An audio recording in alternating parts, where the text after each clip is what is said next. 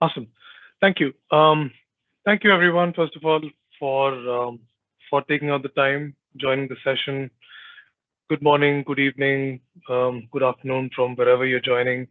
Um, we will talk about the Splunk to Central migration experience today. I'm Prateek Taneja. I'm a senior product manager with the Central Product Group.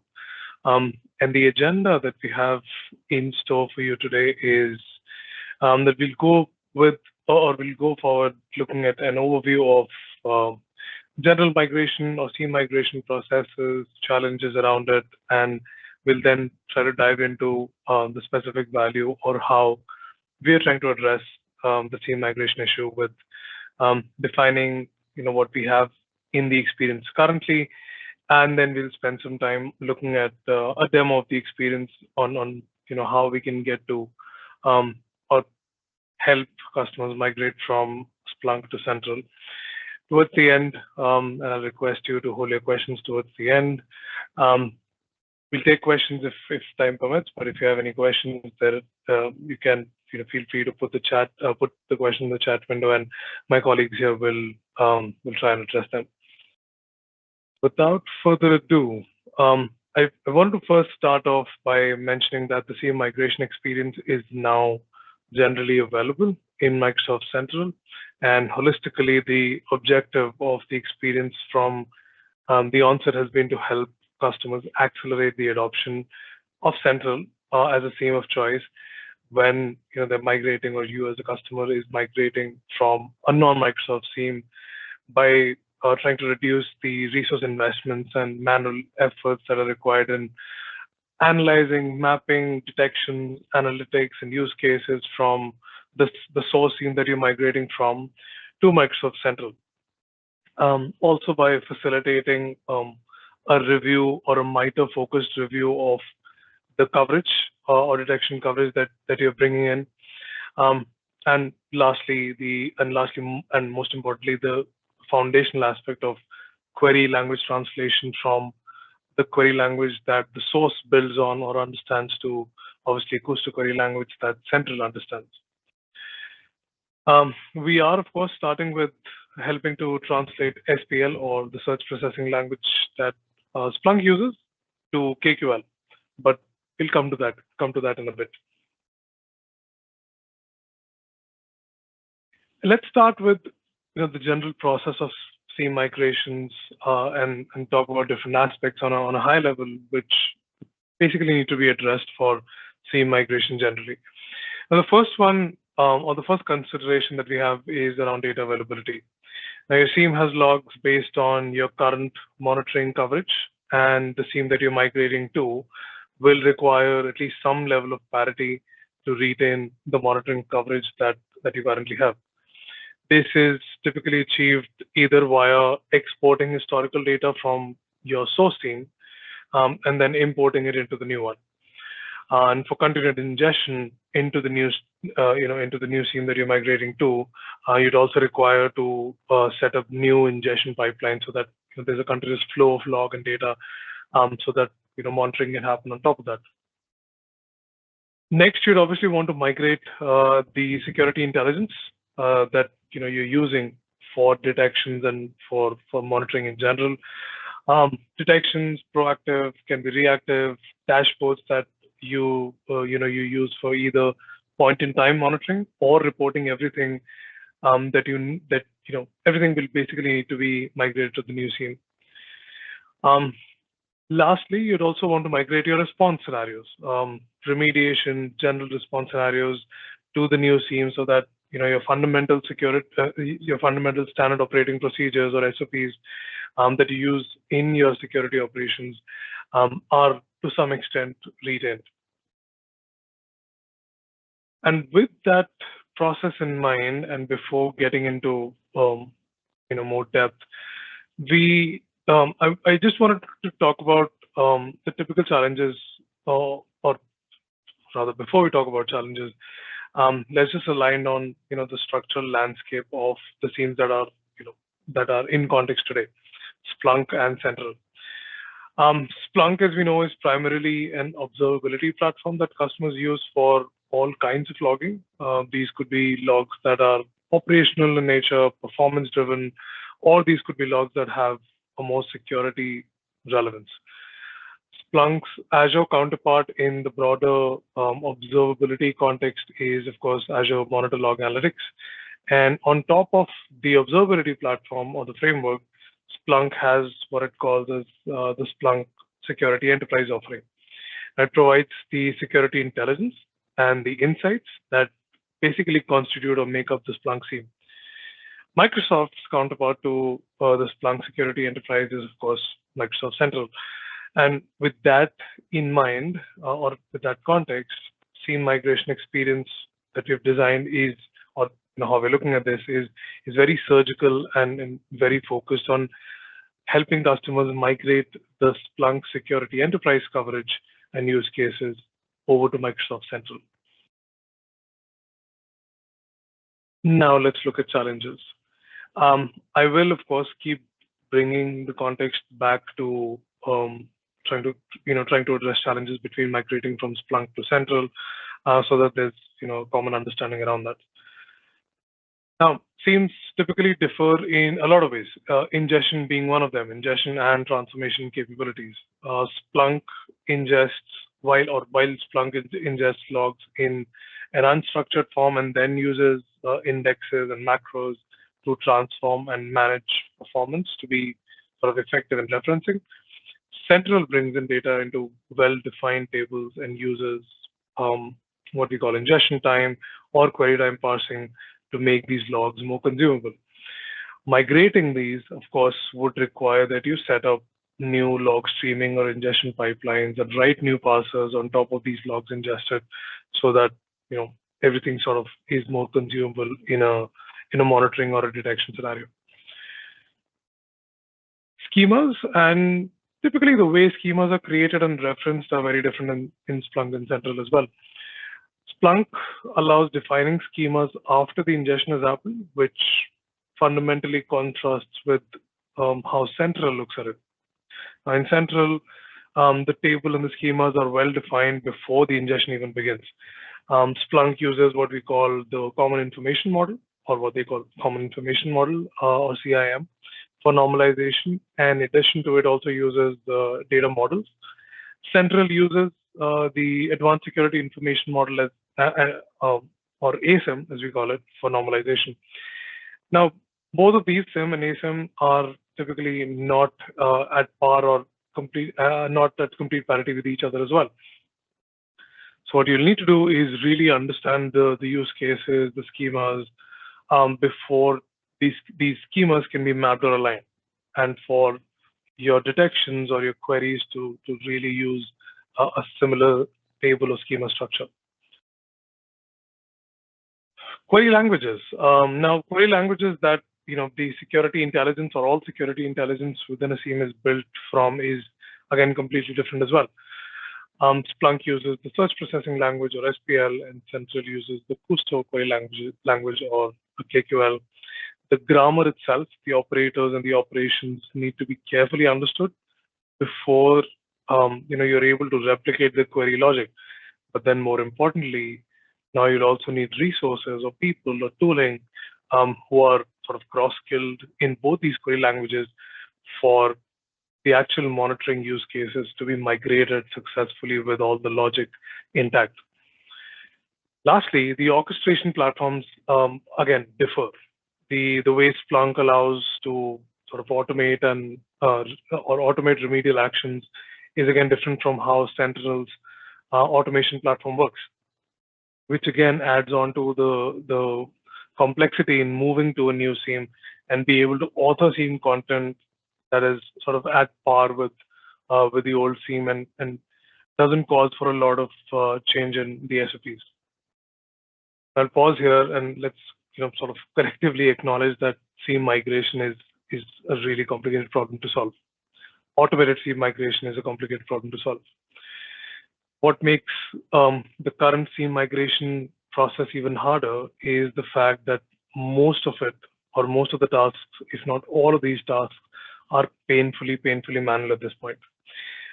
And hence, they're extremely time consuming and also resource intensive. With that context, with that background, with the understanding of that complexity, I want to take us to the initial migration scope that we've delivered and is generally available right now. Now, in the initial iteration that or the initial release that we've currently released, we are helping customers, of course, migrate from Splunk to Central, and more specifically, migrate their detections from Splunk to analytics in Central.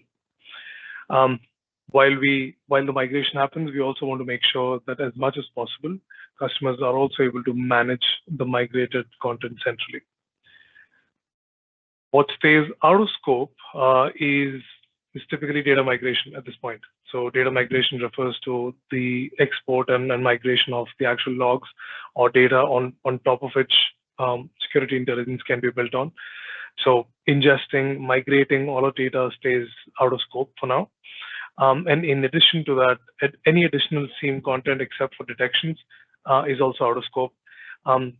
Also, another thing that's out of scope for now is any query dependencies that even detections use.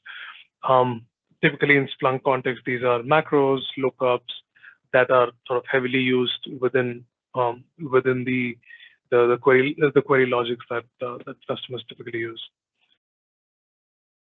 Now, I wanted to get to the demo next, but before we get there, it's important that we align on terminologies. Now, these terminologies are used within the experience. This is also how we are looking at the experience, and we're trying to shape the experience accordingly. What we have is, or what we're allowing at this point is customers to ingest all their detections. All of these detections are broadly classified into a couple of categories. They can either be out of the box, where we try to map customers using out of the box detections that Splunk has shipped as is, or these can be custom. So anything that's not right out of the box that customers are using is sort of looked at and categorized or identified as custom, which includes queries that may have been written right from scratch for a specific monitoring need, or these can be queries that were taken inspiration from or modeled on an out-of-the-box detection. The custom queries further are sort of branched out into rules or detections that are written on top of the common information model. So they use schema that is sort of predefined and well-known in Splunk, or these can be rules that are written on top of custom schemas. So in that regard, on a sort of zooming out on a very high level, we're looking at all the detections or we're putting them into two distinct buckets. Detections can have simple rules or complex rules. Simple rules are queries that use a single table. They don't use complex multiple table joins. So they're using a single table, querying a single data source without any joins, without the use of lookups or macros or parsers. A simple example to that would be a query that's looking for a specific event ID and trying to correlate that, or trying to find who generated, what's the source of that event ID within, say, the Windows events. So a single data source. Complex rules is anything that's not as simplistic, right? So there could be multiple sources that are correlated with to make complex correlation logics work. There could be addition or usage of macros and lookups, which are extremely common in customers using Splunk. So anything or any detection query that uses multiple tables, complicated joins, macros, lookups is currently something that we're categorizing as complex rules. In terms of scoping it for the current release and looking at it from an angle of terminologies, we aren't covering any rules that are written or authored on top of custom schema, and we're not at this point scoping in complex rules. Let's get to a demo then. Sharing my screen, I will switch.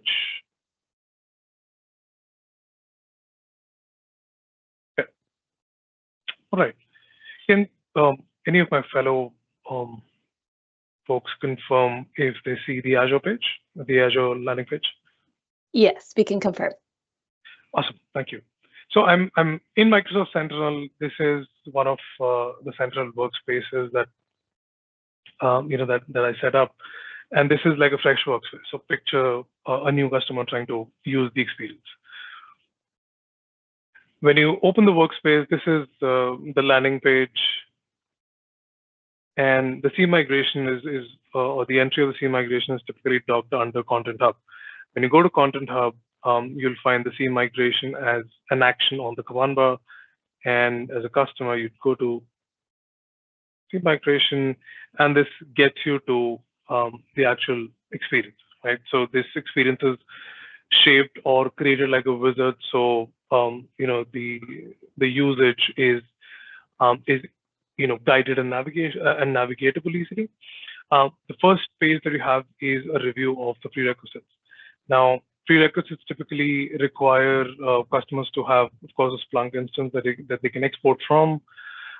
In terms of analytic rule dependencies, it is required that customers ensure that everything that's required for the analytic rules to be enabled are sort of are existing or are provisioned for in the central workspace. So any tables, any parsers that the query logic uses need to pre-exist in the workspace. For customers to be able to run the query and look at how the translation is and how successful the translation is, it's important that data availability is taken care of. So customers need to have logs or data present in the table to be able to test the logic against them. For access requirements on the Azure side, the experience deploys analytic rules. So these are resources that are actually deployed, which requires the experience to run under the context of a central contributor, at least. And on the Splunk side, all we need is a Splunk admin role who's able to extract or generate an output of the detection inventory of what the customer is using. I'll click on upload file next. And so in terms of uploads, the experience is basically agnostic to whether a customer is using Splunk Enterprise or Splunk Cloud. The approach that we're taking is that the customer needs to provide us with an input file. Typically, it can be exported from the Splunk console itself. We included instructions to, so that it's easy and it's basically easy to export. So we require a customer to go to the Splunk or go to the Splunk instance and run the query that's here. So it can be copied from here, pasted right in the Splunk instance, and the output of the query needs to be exported in the form of a JSON. Once the JSON is exported, it needs to be uploaded here. For the sake of this demo, I will just go ahead and import a demo file that I have, and I'll go ahead to configure rules. Now, when I get to configure rules, a couple of things are happening. It's basically the analysis step. So this is where the analysis of the export happens. We basically make available a pre-migration summary for the customer. So what has happened, or basically the summary of the analysis. So you can see the number of queries that were uploaded or were part of the file, and there's more. Let me talk through. Let me talk through it. What happens as a part of the analysis is the analysis will try to match the uploaded queries against first the out-of-the-box matching rules. So we try to see how much out-of-the-box value we can provide customers based on what they're already using in Splunk. So if the customer is using any out-of-the-box Splunk rules as is, we try to see if there is a central counterpart or a central analytic rule that sort of aligns or matches in the query logic. If there are any matches found in that regard, it's termed as, or it's categorized as out of the box. That's what you'll see in the translation type.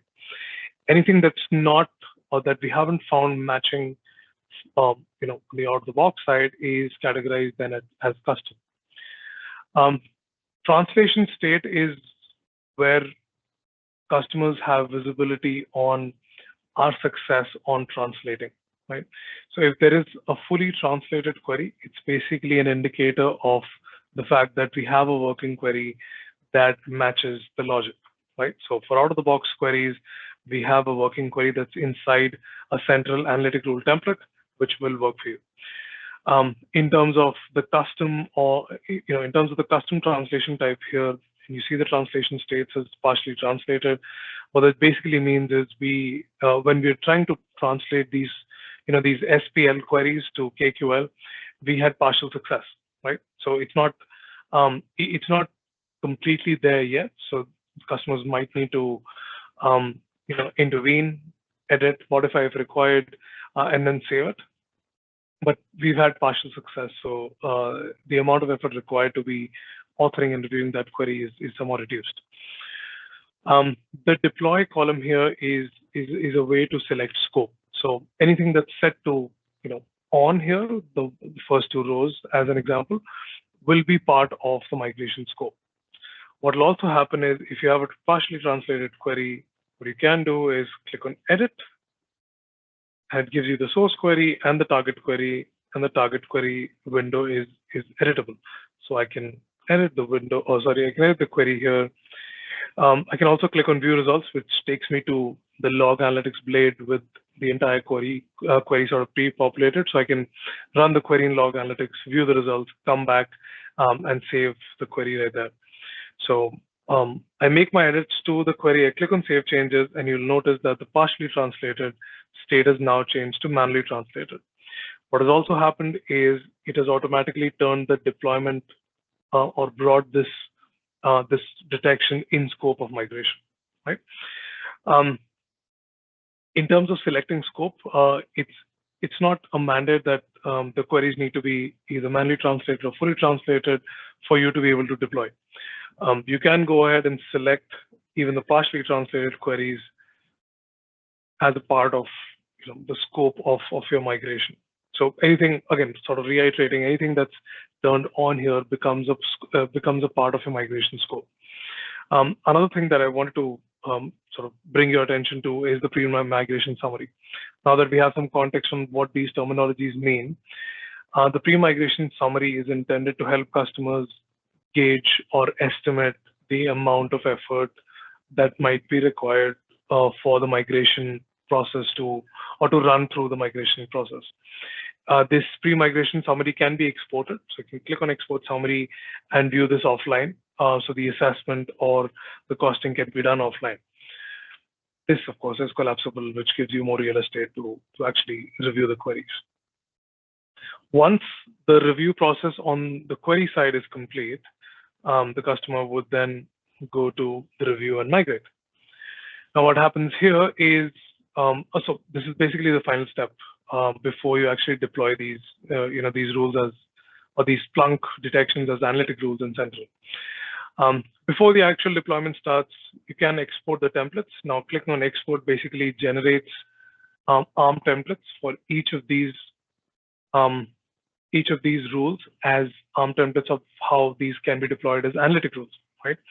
So exporting templates make these ARM templates available for you, which customers can plug into their CI/CD processes and their CI/CD structure if the organization typically follows a non-UI based deployment approach. So that option is available. And to actually deploy, the customer would just click on deploy, which starts the process. What's happening now is the actual analytic rules are being deployed. And there are some considerations here, or some considerations that we have made here. The first one, obviously, is that all of these are deployed as active analytic rules in the analytic rules gallery. So all of these will be deployed and be available once deployed in the active analytic rules gallery and with a prefix. So we're adding a prefix called Splunk Migrator. So it's easy for you to identify which detections were brought in or migrated from Splunk.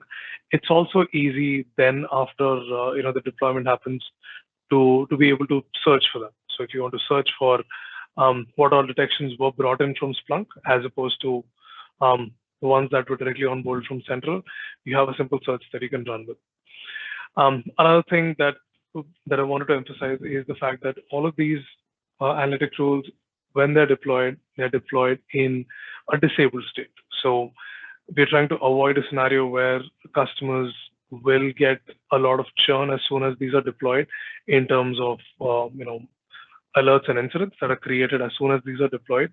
So to avoid that scenario, we are deploying them in a disabled state. So there is an opportunity for customers to review the actual rule logic before enabling them in analytics, and I'll show you.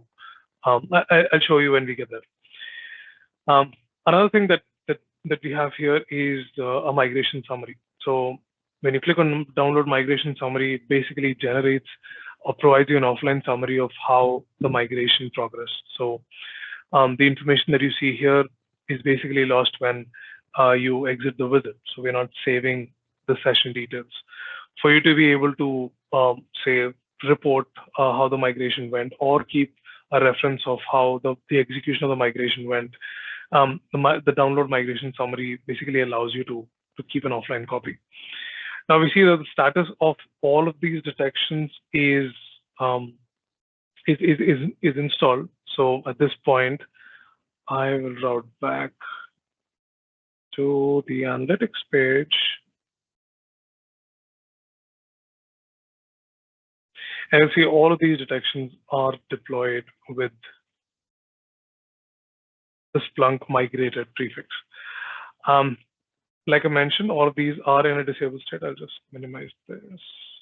Yeah. So all of these are deployed in a disabled state. At this point, if a customer requires, they can review each detection at one by one, or select multiple and then click on enable, which basically enables all of these detections so they can now start to generate alerts or incidents.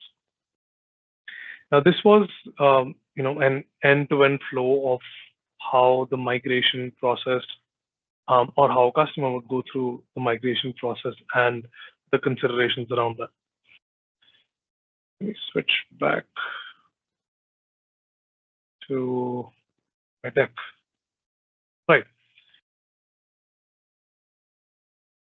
Almost there. But then what I wanted to acknowledge and mention as a part of the experience and the overall maturity of the experience and our learnings on speaking to customers about the most value that we can provide as a part of the SIEM migration experience.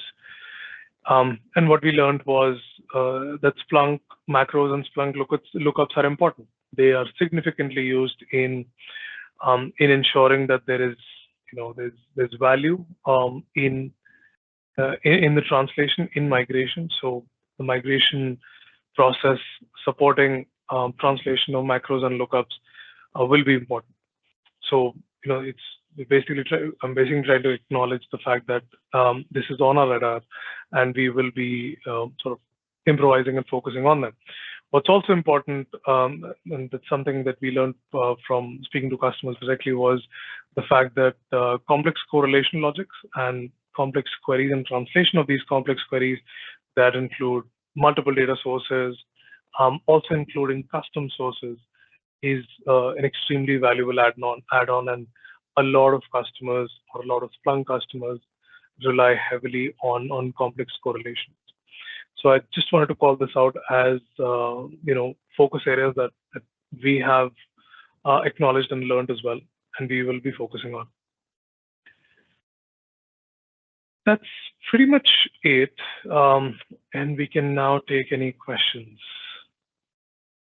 Great, thank you so much, Prateek. The team has done too good of a job, and we don't have any questions right now. But let me see.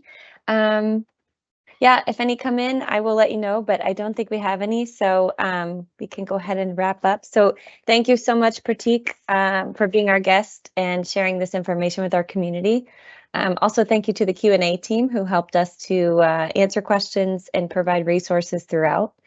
To all the listeners still on the line, if you're someone who wishes to aid in the protection of the world from cyber threats and desires to have a say in shaping our strategies, blueprints, and recommendations, then we invite you to become part of our community. Together, we can make a global impact. So join us at aka.ms/security-community. This is also where you'll be notified about upcoming webinars, events, and other announcements. Also, please take a moment to submit your webinar feedback at aka.ms/security-webinar-feedback. And for those of you who may have additional questions on the topic we just covered today, or any other product-related questions, please feel free to raise them on our Microsoft Tech Community discussion space at aka.ms/Microsoft Sentinel Community. Thank you all for being with us today and for joining us on our webinar. We hope to see you next time. Goodbye. Thank you.